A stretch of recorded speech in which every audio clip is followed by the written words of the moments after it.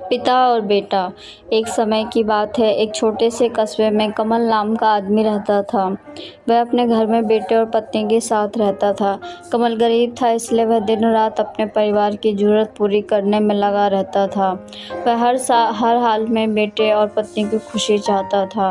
वह छोटी सी कंपनी में काम करता था, जहाँ उसकी आमदनी पर घर खर्चे जितनी हो जाती थी, लेकिन फिर भी वह कंपनी वाला काम ख़त्म करके दूसरी जगह जाया करता था ताकि कुछ और पैसे कमा सके। काम में व्यस्त होने से वह अपने परिवार को समय नहीं दे पाता था। कमल 24 में से 15 घंटे घर से बाहर काम में निकाल देता था। रात को घर देर से आता और सुबह जल्दी जाता। इस तरह कुछ दिन बीतते गए। एक दिन उसकी पत्नी ने उससे कहा कि आप पूरे दिन काम करते हैं और हमें समय नहीं देते। वैसे भी हमारा खर्चा आराम से निकल जाता है, तो आप इतनी मेहनत क्यों करते हो? हमारे पास जितना है उसी में हमें खुश रहना चाहिए। चलिए आज हम तीनों कहीं घूमने चलते हैं। तब कमल कहता है कि बस मैनेजर बनने के बाद कमल बहुत अमीर हो गया। उसकी आमदनी अच्छी खासी थी। अब वह कुछ भी खरीद सकता था। उसकी गिनती धनी लोगों में होने लगी। पत्नी और बेटा बस एक बार कोई चीज़ मांग ले तो वह तुरंत हाजिर कर देता था। एक दिन बेटा और पत्नी दोनों कमल से बहुत ज़्यादा जिद करते हैं कि वे तीनों समुद्र के किनारे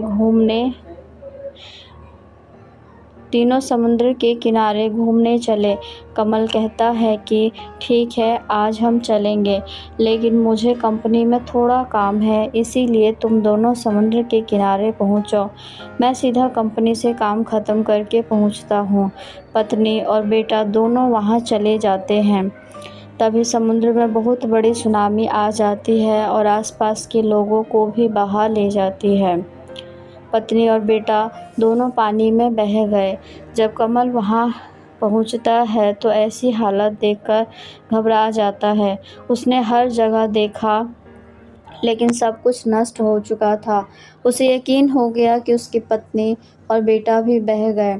वो ज़ोर ज़ोर से रोने लगा और अपनी पत्नी की बात को याद करने लगा कि हमारे पास जितना है उसी में खुश रहना चाहिए और अपने परिवार के साथ खुशी के नए पल बनाने चाहिए, ताकि हम उसे अपने दिल में संभाल कर रख सकें।